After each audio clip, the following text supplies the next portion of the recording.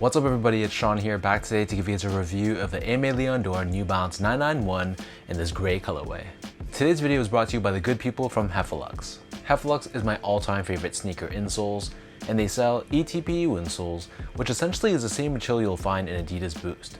So if you're looking to add some additional comfort inside your shoes, be sure to check out their website, which I've linked down below in the description box. You'll see they sell a variety of different insoles, so depending on the type of insole density and the cushioning setup you're looking for, you're going to find there's a suitable insole for everyone. So I've been a paying customer of Heffelux for years now, and to me, I personally find them to be very comfortable. So if you guys want to check them out and try a pair for yourself, be sure to use the code SEANGO at checkout and get 15% off your entire purchase. So this is the latest Aimé Leon Dore collaboration with New Balance, following the highly successful 650 collaboration. So this is the New Balance 991 silhouette, which is made in New Balance's Flimby factory in England. And these were available through ALD's website through a raffle last week, and I managed to hit on both pairs, this one and the tan pair, last week on June 1st. So this pair retails for a price of $275 US, or a very shocking 400 Canadian dollars, and the style code for this shoe is M991CRS. So this marks the very first Made in England collaboration with ALD. So with all that said now, let's dive into the details and I'll give you guys a closer look. So first off, here's a quick look at the box. This comes in a custom branded box just for this release. So the cardboard is done in this gray colored finish, and it reads here on the top, Made in England, designed for Mulberry Street, which refers to where Aimé Leon Dore is located in New York City. As for the shoe itself, so the base layer of this shoe, visible on the toe box, this is constructed out of this off-white or cream colored mesh, which is done in more of this open style finish. So the holes on this mesh are pretty large, and they're not that typical tightly wound mesh that you see usually on other New Balance shoes. Overlaid on either side, we have this olive green colored nubuck, and then surrounding the front toe cap, here we have these suede overlays, which are done in this gray colored finish, and in person the suede almost has a bit of this vintage look to it, where certain areas appear darker and more worn in compared to other areas. This same suede covers the eyelets of the shoe, and then the top two eyelets are done in this cream colored TPU. Beneath this on the mid panel we have the New Balance N logo, which is done in this reflective 3M finish in olive green in the center with this white color outline on the edges. And that same suede runs down the bottom of the shoe as well. Moving downwards, we have more of that mesh material that we saw earlier on the toe box, and we have another overlay of this green colored nubuck. And then surrounding the bottom of the heel, we have more of that gray colored suede. We have this oval shaped cutout in the middle, revealing this woven branding underneath with ALD on the left foot and 991 branding on the right foot. And then on the top of the heel, we have another overlay of this green colored nubuck. Wrapping around the bottom of the heel, we have this green colored TPU heel clip, which gives you added structure and support for the back end of the shoe. And then as we turn our attention back to the front, so in terms of laces, these come with 3 different lace options. The standard default lace is a cream or off-white colored flat lace, but they also give you a secondary gray cotton lace and a third green colored lace as well. Underneath this, the majority of the tongue is constructed out of that same open style mesh that we saw earlier on the toe box, but we have this nubuck overlay on the very top with the New Balance N logo along with New Balance 991 embroidered in white. The back of the tongue and the interior of the shoe, this is lined in a sail or off-white colored textile. And then as we take a look at the insoles, these come with a foam padded insole. It's lined in this green colored textile on top, and then we have this rectangular tag with Aimé Leon Dore branding on the heel. So the upper of the 991 sits atop this full-length absorbed foam midsole. The forefoot area of the midsole is painted in this gray shade, which matches perfectly with a suede overlay on top of it, whereas the heel portion is painted in this cream or off-white color. And we also have these visible absorb hits, one on the forefoot and a larger one which wraps around the heel area, and this is done in this gray color. Turning the shoe over to the bottom, here we have your 991 outsole, which is constructed out of a combination of black and green colored rubber. And you'll see we have absorb branding on the forefoot along with New Balance branding found on the heel. So that breaks down the look and the construction of these Aimé Leon Dore 991s. And for those wondering about sizing, so I'm a true size 10, slightly on the wider side, and usually for the 991 model, I go true to size or a size 10. So that's what I submitted my entry for in the raffle, and that's what I ended up with. And I think in a perfect world, I'm very picky about my sizing, so I feel like a 9.75 would have been perfect.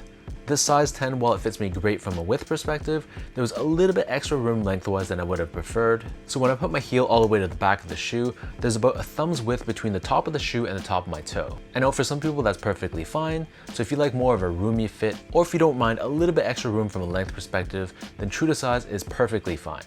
But if you like more of a snug one-to-one fit and you don't have wide feet, I think you could get away with going a half size down. Just to give you guys a point of comparison, I also go a half size down or a 9.5 in other New Balance silhouettes like the 992, the 990 V3, V4, V5, and most of my 550s. And in comparison, I usually stick true to size or a size 10 in the 991, the 1500, the 1530, along with the 997 and most of my 990 V2s as well. Next up in terms of the comfort, so the 991, while it's not the most comfortable New Balance silhouette on the market, I'd still say that it's pretty comfortable for casual use. Yes, when you compare this to something like the 2002R or the 990 V3 to 5 or the 992, I feel like those models have more cushioning underfoot, whereas the 991, especially underneath the forefoot area, it is a little bit thin cushioning wise. And I feel like the 991 feels a little bit awkward in the sense that the heel area is so high and so stacked, and there's quite a bit of an exaggerated drop on the forefoot, so your heels will feel a little bit higher and more elevated off the ground. But again, for an everyday casual use shoe, they're gonna be fine. You still can feel that step-in comfort underfoot. It's just not at the top of my list when it comes to comfort for New Balance. Finally, in terms of the overall quality and the craftsmanship, so first off, material quality, I thought it was great. This being a made in England shoe, like most of the shoes coming out from the factory, the materials are very, very solid. So I thought the Suedes and the nubucks were top notch, and the overall build and craftsmanship, I thought it was pretty flawless as well. Sometimes with Suede shoes from other brands, you'll notice that they're scuffed in certain areas, but this one I didn't see any of that, so I thought the end result was pretty impressive.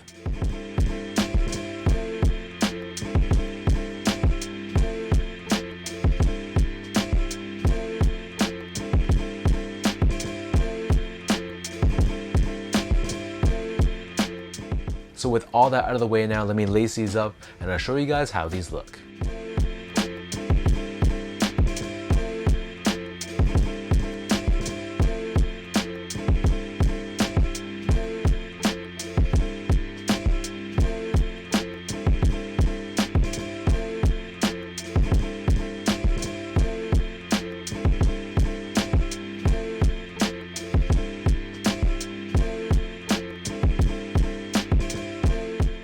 All in all, I gotta say this is another winner when it comes to collaborations between ALD and New Balance. I think both this one and the tan colorway are absolutely fire. As of right now when I'm recording this, I still haven't gotten shipping for the tan pair, but fingers crossed, hopefully that ends up shipping sooner rather than later. But as for this gray pair, I think this one is my favorite of the two. While the tan one is a bit more unique, I think the gray pair is a bit more wearable, and I think this can be worn in more seasons throughout the year. And I gotta say, I'm a sucker for suede New Balances, and I think this is more of an understated colorway that if you see someone wearing them, it's one of those you know if you know kind of shoes. The one issue I do have though is the super high retail price, especially when you're talking about the Canadian retail price. So for the US, fine, $275, I think you can justify that because made in UK New Balances are already typically high in retail price, and then you tack on the collaboration tax. But for Canadian dollars, after you factor in the exchange rate, it still shouldn't be anywhere close to 400 Canadian dollars. And then on top of that, you have to pay duties, taxes, and it ends up being over 450 Canadian dollars, which in my opinion is pretty ridiculous. Do I personally think it's worth it? It's really subjective. I will say I'd rather pay the retail price for this pair and get quality materials and craftsmanship versus paying maybe 20 to 25% less than the cost of this shoe and getting something that's a lot more synthetic from another brand. Some people might think this is just a very plain dad looking shoe and it's in no way even close to being worth what it retails for, but that's the beauty of the sneaker game. Everyone has an opinion and everyone has a say in determining what they spend their money on. So let me know in the comment section down below what you guys think about this ALD New Balance 991 in this gray colorway. Between this one and the tan pair, which of the two do you guys prefer and which did you end up copying, if any at all? If you guys like this video, be sure to like, comment, and subscribe to my channel if you haven't yet. You can follow me on Instagram at sgo8, check me out on Twitter at sean.go, and visit my website at seango.ca. So until next time, thank you so much for watching. Hopefully you guys enjoyed this video, and I'll catch you guys all in the next one.